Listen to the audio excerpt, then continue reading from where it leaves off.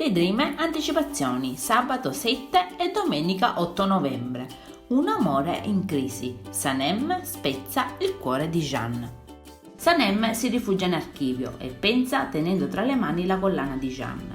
Emile la raggiunge, sicuro di trovarla lì. Lei, con le lacrime agli occhi, gli dice che Jeanne è diventato molto freddo. Emile cerca di rassicurarla, le dice di far passare qualche giorno e vedrà che poi Jeanne le parlerà. Leila si scontra nuovamente con Uma, che le dà dell'imbranata e rientra nel suo ufficio desiderando di uscire da lì, e chiama dunque Osman. Sanem sta male per l'indifferenza di Jeanne e viene fermata da Emile, che vuole sapere come va, e così gli dice che Jeanne la sta allontanando. Emile allora entra nell'ufficio di Jeanne e Jeanne si sfoga dicendogli che Sanem sta nascondendo qualcosa per non aver accettato la sua proposta ed è molto amareggiato. Emile gli dice che Sanem deve avere le sue ragioni. Poco dopo Sanem rientra da Jeanne e gli dice che se ne sta andando. Jeanne le dice di aver pensato molto e di rispettare la sua decisione. Lei gli risponde di non aver mai amato nessuno così nella sua vita.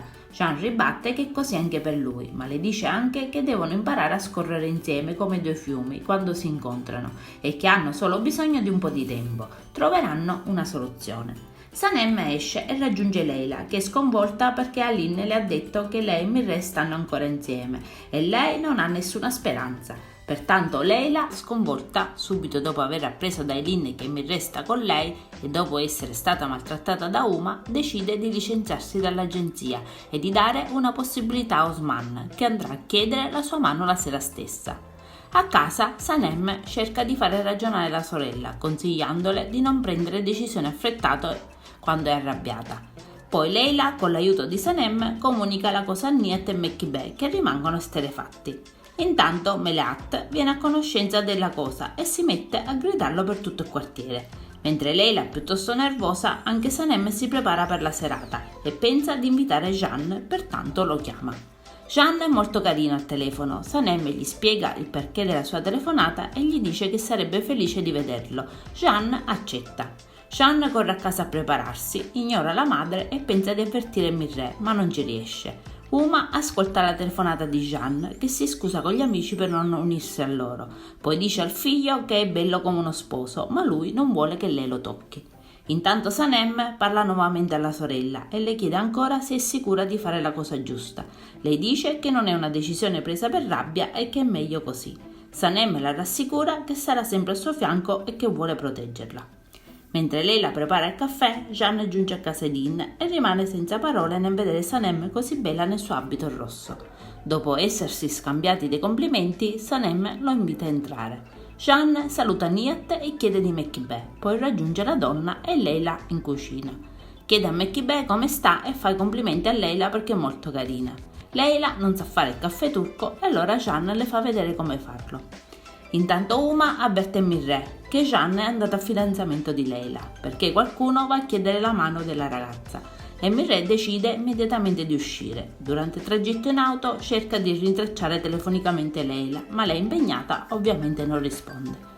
Nel frattempo, dopo aver bevuto il caffè, Niet e Mekhibe accondiscendono al fidanzamento tra Leila e Osman, che si scambiano gli anelli, offrono i cioccolatini e fanno le foto del rito. Poco dopo suonano alla porta e Leila va ad aprire e Mirre. Il ragazzo è sconvolto vedendo la scatola di cioccolatini e il nastro rosso tagliato che pende dall'anello di Leila. Deduce infatti che il fidanzamento è ormai avvenuto, ma prova comunque a dire che non è come pensava e vuole spiegare tutto. Leila, visibilmente scossa, dice comunque di non essere d'accordo.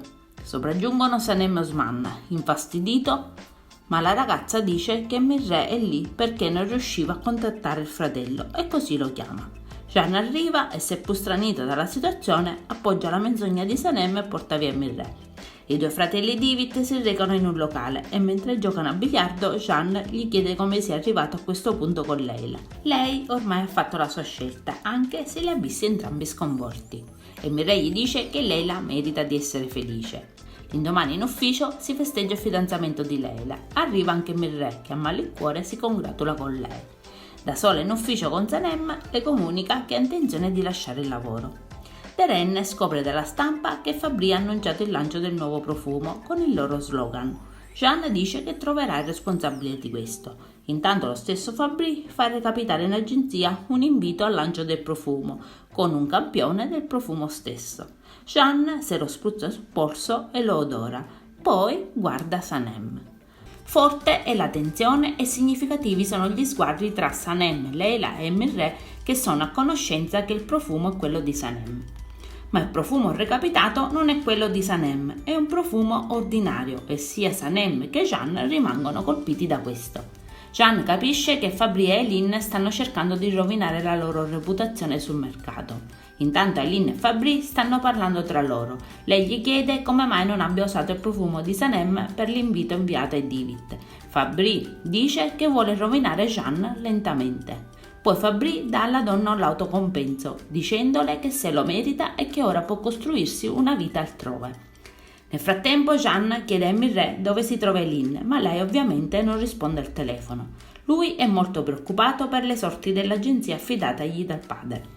Darren sa di essere responsabile per quanto accaduto e confessa di aver dato lei ad Eileen le informazioni riguardanti la campagna pubblicitaria, pensando di non fare nulla di male e che Eileen fosse dalla loro parte.